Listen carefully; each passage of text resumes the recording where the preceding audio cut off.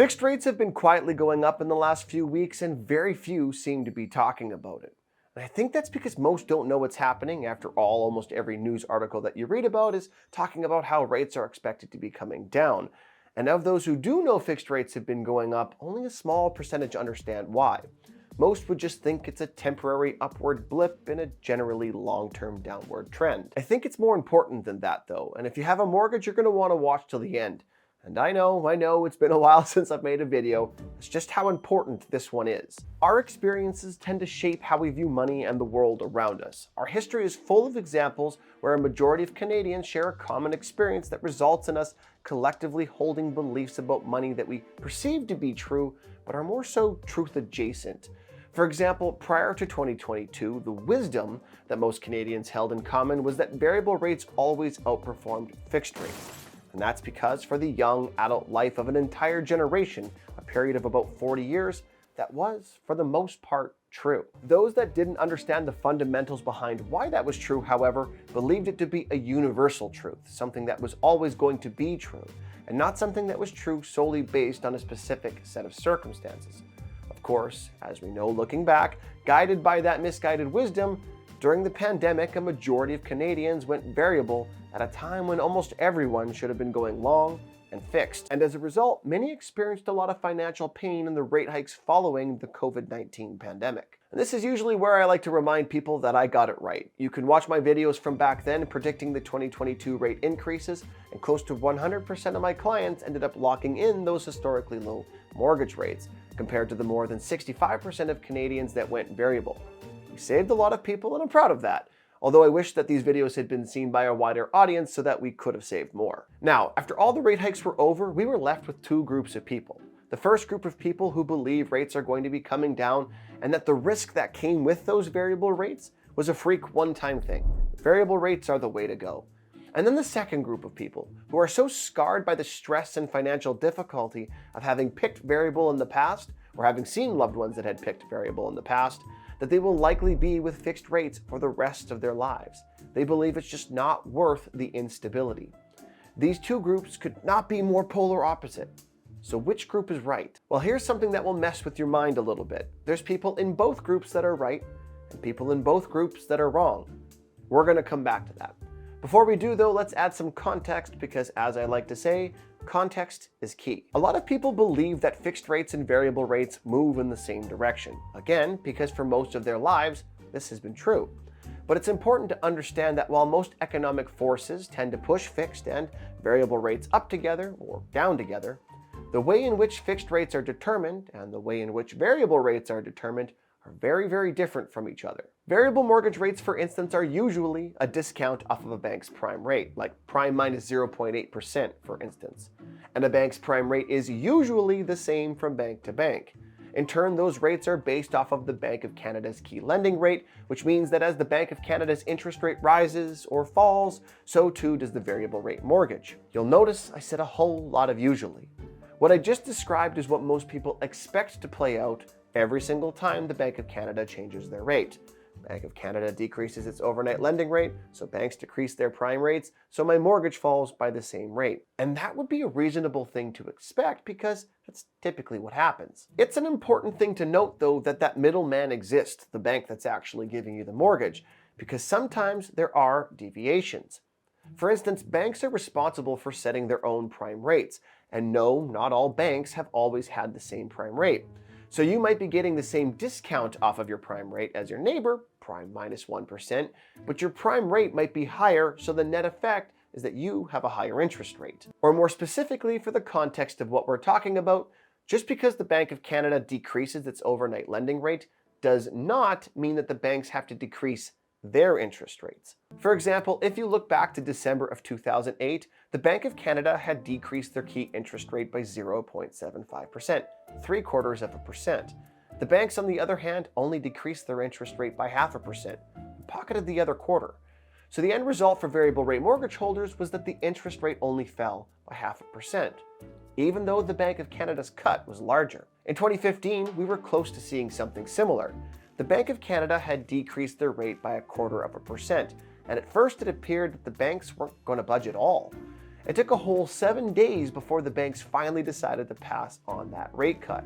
And up until then, there was no guarantee that they were going to pass on any of it to you, the mortgage consumer. So just because the Bank of Canada decreases their interest rates does not guarantee you'll experience the savings, even when you're in a variable rate mortgage product that is in many ways tied directly to the Bank of Canada's decisions. And this is particularly true in an environment where banks feel the need to price in uncertainties around job loss, insolvencies, and other recessionary pressures. What does that mean then for the mortgage products like fixed mortgages that aren't tied directly but are rather linked indirectly to the Bank of Canada's decisions? The money that funds fixed mortgages comes from a few different places, from private capital, pension funds, and deposits like the bank lending out what you've personally set aside in your checking and savings account.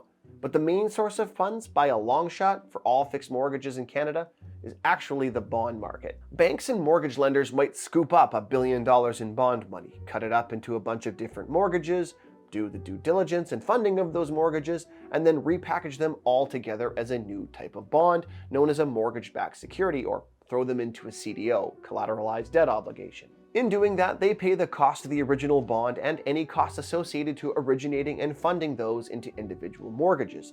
And then the difference between what they sold the new mortgage-backed security for and those costs, that's their profit. Then they go back to the bond market and they do it all over again. And that's important for two reasons. The first is that the bond market and the Bank of Canada have different goals. The Bank of Canada wants to increase rates or decrease rates depending on what kind of market it's trying to encourage. If it wants to battle inflation, well, then it'll raise rates to make borrowing more expensive, so that people borrow less and spend less, and as a result, it takes some pressure off demand. If it wants to battle recessionary pressures, it does the reverse, dropping the interest rates so more people borrow and spend more, trying to encourage more demand. The yield of the bond market, on the other hand, goes up or down until it's able to attract the investors that it's after.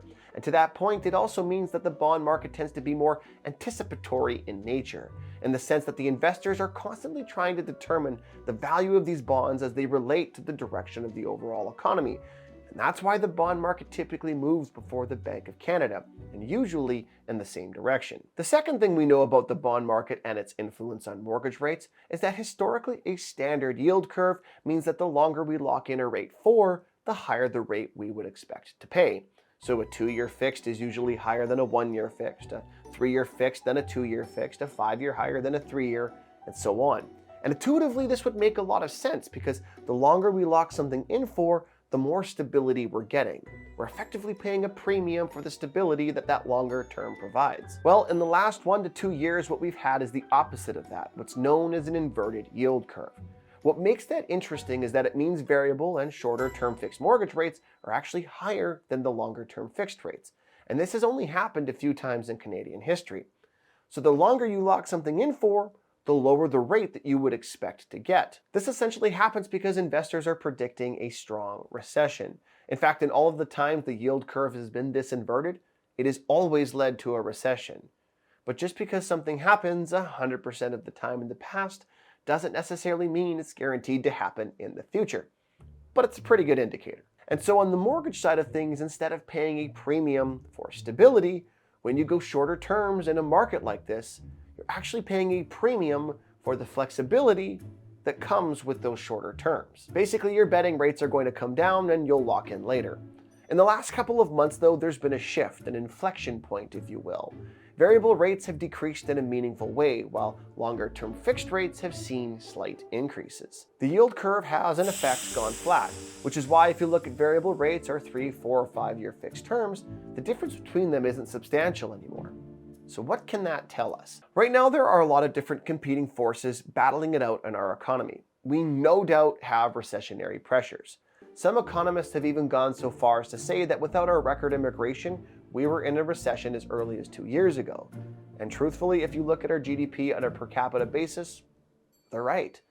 But we also have inflationary forces still at work, in part, but not in whole, caused by flawed levels of immigration, a problem that continues to persist. And it's far too early to tell which of these forces is going to win over the other. Remember, the bond market is anticipatory. It's trying to somewhat predict the future economy and does not have to move with the Bank of Canada. The Bank of Canada wants to reduce rates further to help provide relief at home, so expect more rate cuts from them. But if other national or international forces like the American economy turning around, for instance, if those start being the more dominant force, that could reduce and limit just how deep the Bank of Canada could cut, and by extension provide an environment for higher bond yields, meaning higher fixed rates. So at this point, fixed rates are caught in a bit of a tug-of-war, and this is probably not to be unexpected. At some point, the yield curve has to revert back to its natural state. It's not if, it's when. And depending on how the next 6 to 8 months play out, when could be now. Now, with all that context in mind, let's go back to that original question. We've got two groups of people. Variable is best and fixed is best. They seem to be on polar opposites, so how could there be people in both groups that are right and people in both groups that are wrong? It actually depends more specifically on what their goals are. If the question you're asking yourself is, how can I structure my mortgage so that I don't have to keep looking over my shoulder, wondering what rates are going to do tomorrow, then the fixed rate makes a lot of sense, provided a few things are true. Number one, you understand that if the recessionary pressures win out and we enter into economic decline, you'll see fixed rates come down a bit. Likely less than 1% from where they are now, but down nonetheless. And because of the nature of the mortgage you signed, you likely won't be in a position that makes a lot of sense to pursue those slightly lower rates. You got stability and peace of mind, but you may not have gotten the full savings. And number two, there are many times that people have been equally screwed over by fixed rate mortgages. So you need to make sure you don't get one that has a bona fide sales clause or a big bank version of the interest rate differential.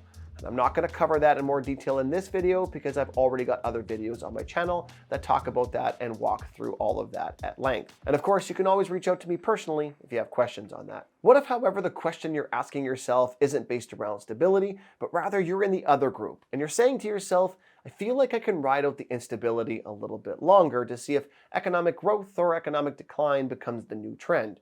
Because honestly, it can go either way at this point, even though it's favoring recessionary pressures. But if you're in that group, then variable makes a lot of sense. And hey, depending on how bad Canadian job numbers get, how bad insolvencies grow, and so on, you might be in a position to squeeze out some additional savings with rates set to relieve that pressure. If things suddenly turn around though, or international pressure support bond rates from falling, you may have to accept the fact that you might have missed the best time to lock in, and be prepared to ride out those variable rates for longer. Essentially, no one has a crystal ball. We all just make educated guesses. Some guesses far more educated than others.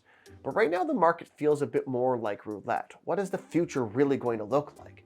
In this moment, it feels like a 50-50 on whether this thing is going to come up red or come up black. If you've learned something in this video, please subscribe, like the video, and comment. It helps small creators like me get seen so that I can continue to make content like this that aims to help as many people as possible.